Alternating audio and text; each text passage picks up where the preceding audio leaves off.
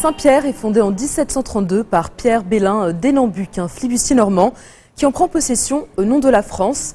Autrefois capitale historique et culturelle de la Martinique, elle est restée inégalée jusqu'à l'éruption volcanique de la montagne Pelée le 8 mai 1902. Une catastrophe humaine et architecturale qui a laissé son empreinte dans les ruines de la vieille ville, jadis joyau des Caraïbes et dans les fonds sous-marins. Une histoire que vous fait découvrir, vous êtes ici.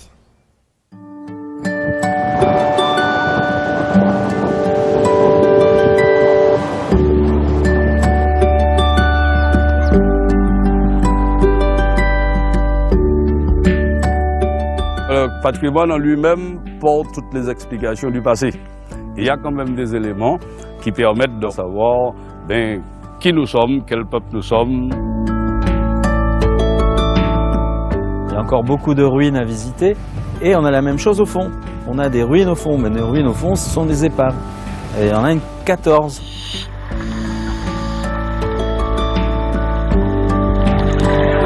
J'ai eu le plaisir de voyager et de naviguer dans beaucoup d'endroits dans le monde, de plonger sur différentes épaves, mais très sincèrement, la plus spectaculaire que j'ai vue, c'est celle-ci, c'est l'Aurorema. La côte Caraïbe fut le théâtre de la tragédie de Saint-Pierre, ville construite au pied du volcan à la montagne Pelée. Mais commençons l'histoire à l'aube du XXe siècle.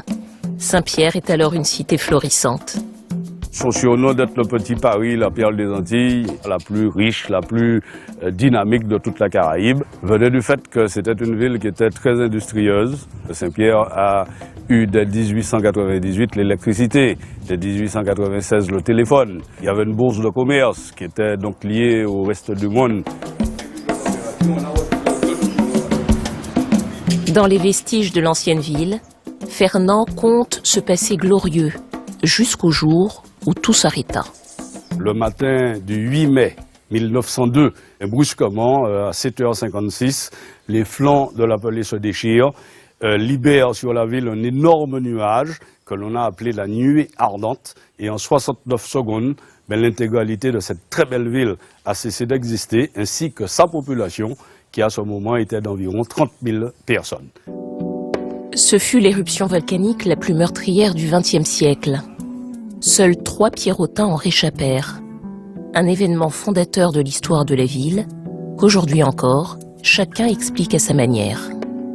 Certains même disent que c'est la malédiction des Indiens Caraïbes qui, après avoir été exterminés, avaient proclamé contre les colons cette terrible malédiction, leur disant « Vous nous avez vaincus aujourd'hui, mais la montagne de feu nous vengera un jour ». Face au volcan, la mer des Caraïbes a elle aussi conservé cette mémoire. Plusieurs bateaux ont été engloutis au moment de la catastrophe.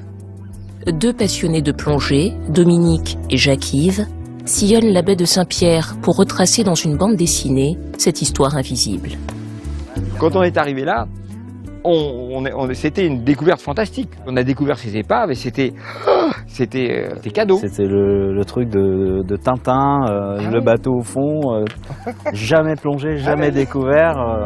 Ce matin, l'objet de leur attention est le Rorema, une épave qui a permis à Dominique de travailler avec les plus grands explorateurs marins. À bord de la Calypso, on n'arrivait pas à restituer de belles images des épaves. Et c'est pour ça que tout de suite, dès que je suis monté à bord de Calypso, j'ai dit à Cousteau, mais moi je vais vous faire des dessins.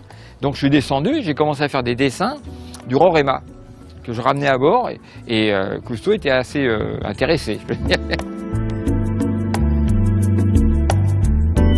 C'est plus de 30 ans que j'ai passé ici qui se juxtaposent page après page. Parce que c'est toute l'histoire de la découverte des épaves. Et moi, je trouve que le plus grand artiste, c'est la nature. Moi, je ne fais que recopier ce que je vois. À présent, direction les eaux profondes, histoire de vérifier l'exactitude des données collectées.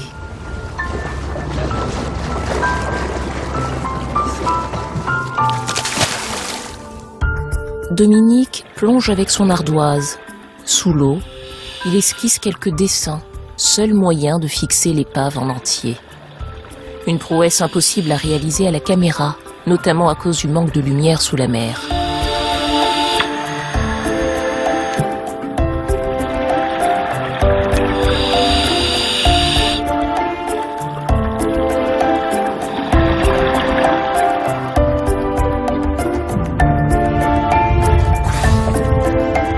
Moi ce que je fixe, c'est en mémoire. C'est-à-dire que ça me permet de dessiner après, de redessiner plus facilement. Cette baie est le plus grand sanctuaire naturel marin de la Caraïbe. Un héritage encore méconnu.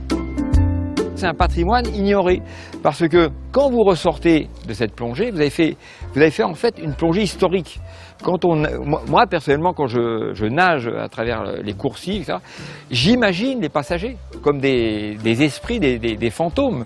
Et quand on a fini la plongée et qu'on fait surface, qu'est-ce qu'on voit? On voit le Mont Pelé. Entre volcan et mer, l'exploration à la croisée des mémoires.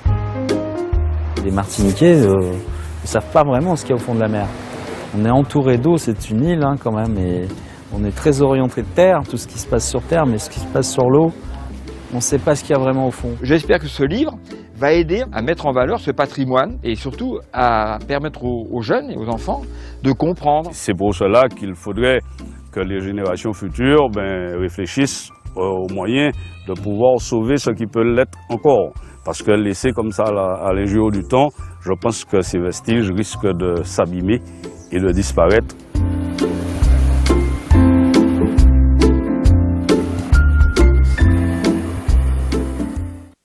Vous regardez Futur TV, Code 24 revient dans quelques instants.